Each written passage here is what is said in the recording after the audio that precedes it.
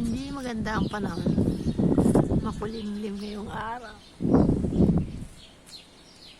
Ito yung panahon namin ngayon. Nandito ako sa labas kasi nagtapon ako ng basura, guys. Tingnan mo dito yung mga sasakyan. Mga nakapark. Yung lugar namin dito, guys, hindi siya sa city. Para siyang province yung dating. Tingnan mo. Kaliwaan, mga puno-puno. So, wala ako sa city. Nandito ako sa pinaka-province. Ayun, nakikita nyo yun. Yan yung parang ata signal. Kaya medyo malakas dito yung signal sa tower.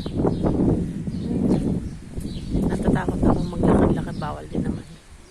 Baka maligaw ako. Ayan, guys. Pasok na tayo. Baka makita ko aking tatay kasi may camera dun. So, nagalit na naman yung hindi naman nagalit, parang nakita na naman ng nanay ko yung parang eskaparate namin doon na alikabok. Siyempre kahapon tingin ko meron konting alikabok yung last kasi maano din kahapon, makulimlim din. So yan, nakikita nyo yan. Yan.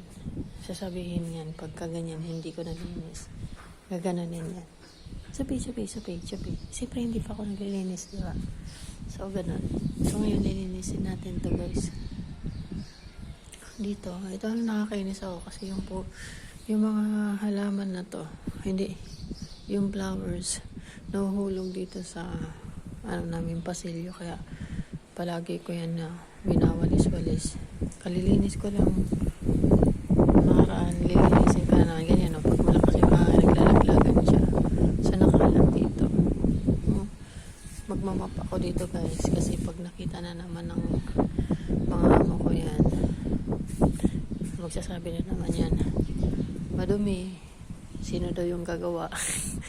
Malamang, di ba? Sino daw yung iniintay ko na gawa? So, minsan hindi ko na hinihintay sila na utosan ako kasi nakakahiya din yung palagi ang pagsabihan. So, alam mo na yung trabaho mo, gawin mo na lang. Minsan, minamap ko to dito, o kaya minsan, binubuhusan ko ng ng tubig.